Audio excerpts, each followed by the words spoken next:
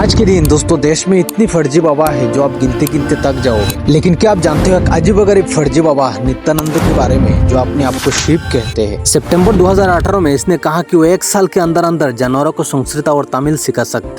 are going to have bulls and cows which will talk to you very clearly, legitimately in Sanskrit and Tamil. उसने ये भी कहा कि मैंने जानवरों को ये सब सिखाने के लिए एक सॉफ्टवेयर डेवलप किया है। I am declaring after testing this software yesterday, it was perfectly working. Within a year, I'll establish this. एक बार उसने आइंस्टाइन की फॉर्मूला E=mc² को भी गलत घोषित कर दिया। Scientists and their theories I am debunking. E=not mc². अभी मैं गाली नहीं दे सकता, फैमिली देखती है वरना मैं ऐसे। लेकिन सबसे चौंकाने वाला बात ये है कि उसने अपना खुद का एक नया देश भी बना लिया, यूनाइटेड नेशन ऑफ कैलासा। ये एक ऐसा देश जिसका अपना संविधान, पासपोर्ट, एम्बलम, यहाँ तक कि अपना झंडा और नेशनल एंथम भी है। 2020 में नित्यानंद ने एक और अजीबोगरीब क्लेम किया। उसने कहा कि पृथ्वी अंदर से खोखली है और उसके अंदर एक एलियन सिविलाइजेशन बसती है। उसका कहना था कि वो खुद भी एक एलियन है जो दूसरी डायमेंशन से आए हैं और कई साल तक पृथ्वी के अंदर रहता था। जब जरूरत लगी तब ऊपर आ It's गया। not solid. From above earth, few aliens came and stayed inside the earth. So I am one of the being, Arunagiri Yogeshwara, who came to earth from Kailasa, was living inside earth for quite a long time. When I saw I am needed, I came out, I am possessing this body and operating this body. Through this body, I am revealing and sharing whatever I need to do to the world.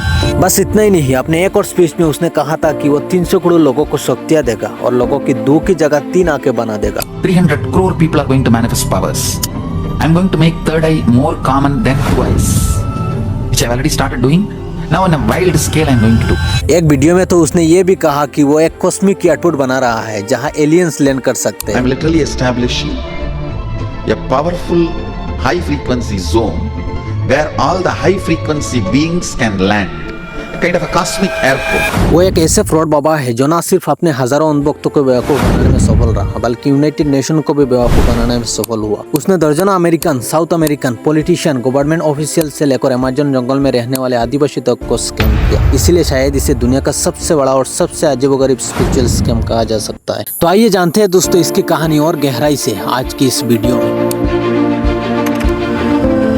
असल में उनकी कहानी शुरू होते है दोस्तों तमिलनाडु में। 1 जनवरी 1978 को अरुणाचल राजेश्वर नाम के एक लड़के का जन्म होता है। असलियत में इसका बचपन कैसे बीता उसके बारे में ज्यादा पब्लिक इन्फॉर्मेशन अवेलेबल नहीं, लेकिन नित्यानंद दावा करता है कि जब वो 10 साल का था तब अरुणाचल हिल पर मेडिटेशन करते हुए उसके पहले बार डिवाइन एक्सपीरियंस हुआ। कहा जाता है कि इसने मैकेनिकल इंजीनियरिंग में डिप्लोमा किया था और 17 साल की उम्र में अपनी गुरु की मौत के बाद घर छोड़ दिया था। साल 2000 में इसने अपना पहला आश्रम तमिलनाडु में खोला। लोगों को अपने जाल में फंसाना और उन्हें अपना ओन भक्त बनाना उसके लिए ज्यादा मुश्किल काम नहीं था, क्योंकि उसके भाषण बड़े एग्जैगरेटेड और एनिमेटेड तरीके से दिए जाते थे। Every thought is independent, illogical, unconnected and unclutched because the gap between two thoughts is too small.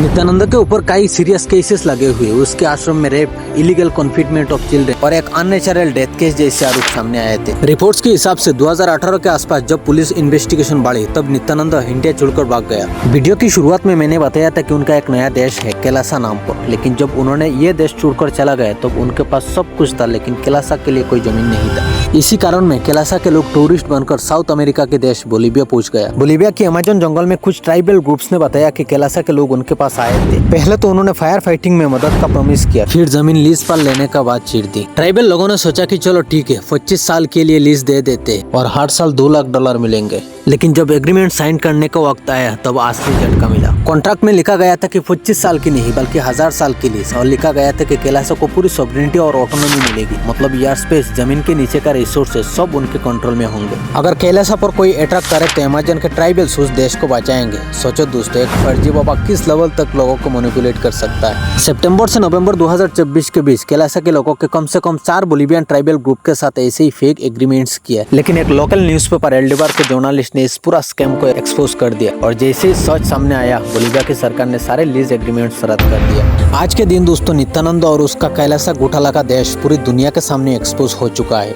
असलियत में इक्वाडोर के पास कोई ऐसे आइलैंड नहीं था जिसे उसने खरीदा था। ये कैलासा का देश सिर्फ एक वेबसाइट पर एग्जिस्ट करता है। आप भी चाहो तो इस वेबसाइट पर जाके इस देश का सिटीजन भी ले सकते हो। नित्यानंद और उसके फॉलोअर्स ने दोस्तों दुनिया को बेवकूफ बना कर रखा है। अगर आप उसके ऑफिशियल वेबसाइट पर ध्यान से देखो तो लिखा है Kailasa is a cosmic borderless nation. लेकिन दुनिया भर में बेइज्जती होने के बाद उन्हें भी एहसास हो गया कि अब उनके झूठ पर कोई यकीन नहीं करेगा कि कैलासा असल में एक फिजिकल जगह है। इसीलिए आज उनकी वेबसाइट पर लिखा है वर्ल्ड ग्रेटेस्ट हिंदू नेशन, मतलब एक ऐसे हिंदू राष्ट्र जो सिर्फ डिजिटल दुनिया में ही एग्जिस्ट करता है। ऐसे फर्जी बाबा दोस्तों आपके इलाका में भी मिल सकता है, इसलिए उनसे बिल्कुल दूर रहिए। और मेरा ये पहला वीडियो आपको कैसा लगा कमेंट में बताइए और ऐसे इन्फॉर्मेटिव वीडियो पाने के लिए चैनल सब्सक्राइब करना मत भूलिए।